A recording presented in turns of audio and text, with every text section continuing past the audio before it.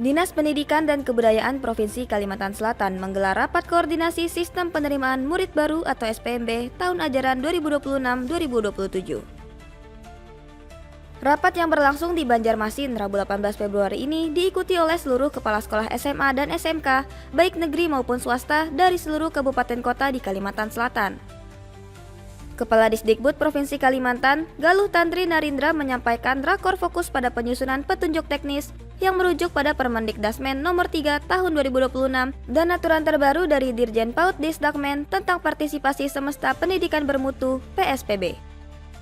Galuh Tantri mengatakan pihaknya berkolaborasi dengan PT Telkom sebagai pengembang sistem untuk melakukan evaluasi total terhadap kendala penerimaan murid tahun lalu. Harapan saya yang utama, anak-anak yang memang sudah di usia untuk sekolah, khususnya di level SMA sederajat, mereka harus bisa melihat mana nih potensi anak yang akan masuk sekolah, gitu ya.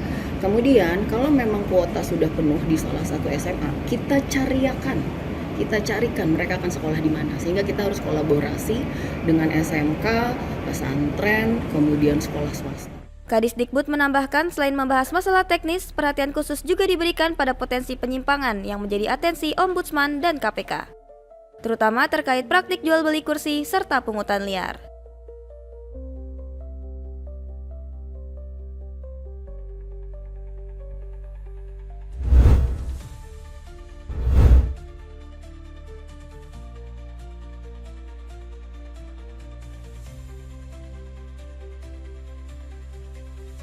Menteri Pekerjaan Umum Dodi Hanggodo menjelaskan upaya yang dilakukan oleh pemerintah untuk mengatasi fenomena tanah amblas atau sinkhole yang terbentuk di Desa Pondok Balik, Kecamatan Ketol, Kabupaten Aceh Tengah. Dodi mengatakan saat ini Kementerian PU telah menggandeng para ahli dari Universitas Syah Kuala untuk mulai memperbaiki jalan yang terdampak. Menurut Dodi, tanah amblas yang sekarang diperkirakan memiliki luas sekitar 3.000 meter persegi dipicu oleh adanya aliran air sungai di bawah tanah yang berasal dari Sungai Balik dan Sungai Pasangan. Aliran air bawah tanah kemudian merembet ke gua yang berada di bawah tanah. Saat ini penanganan difokuskan pada pengendalian aliran air bawah tanah yang menjadi pemicu utama terjadinya tanah amblas yang menyerupai sinkhole. Ngebor beberapa titik untuk pasang bikin semen, terus bikin patok di sana sini, lagi dikerjain. Gua ini posisi di tengah antara sinkhole dengan sungai. Gua ini ternyata basah, berarti kan gua ini kan dapat air dari sungai gitu loh. Walaupun memang nggak terlalu besar, tapi karena memang kondisi tanah sekitar situ memang rapuh, bukan tanah yang keras sekali, sehingga kemudian begitu ada sisipan sungai ya kemudian mulai runtuh gitu loh.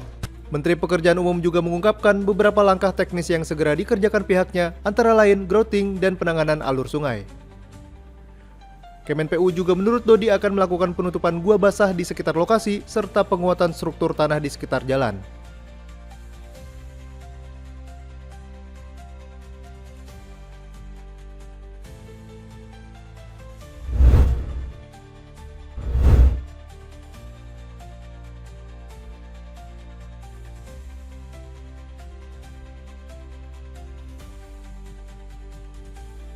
Beginilah situasi kepanikan warga sesaat setelah terjadinya ledakan petasan yang menghancurkan rumah milik Kulsum, warga Dusun Mimbo, Desa Banyu Anyar, Kecamatan Banyu Putih, Situbondo, pada Rabu siang 18 Februari. Saya ada di rumah tadi, langsung meledak kayak gitu. Saya nggak tahu, langsung ke sini rumah nanti. Rumah kayak gini tadi, Pak. Robo ya. Saya nggak tahu, cuma gitu. Kapolres Situbondo AKBP Banyu Anwar Sidiki saat turun ke lokasi kejadian mengatakan peristiwa ini menyebabkan 7 orang mengalami luka bakar dan patah tulang. Satu korban pria berusia 50 tahun juga meninggal dunia akibat tertimpa reruntuhan bangunan rumah. Masih ditemukan beberapa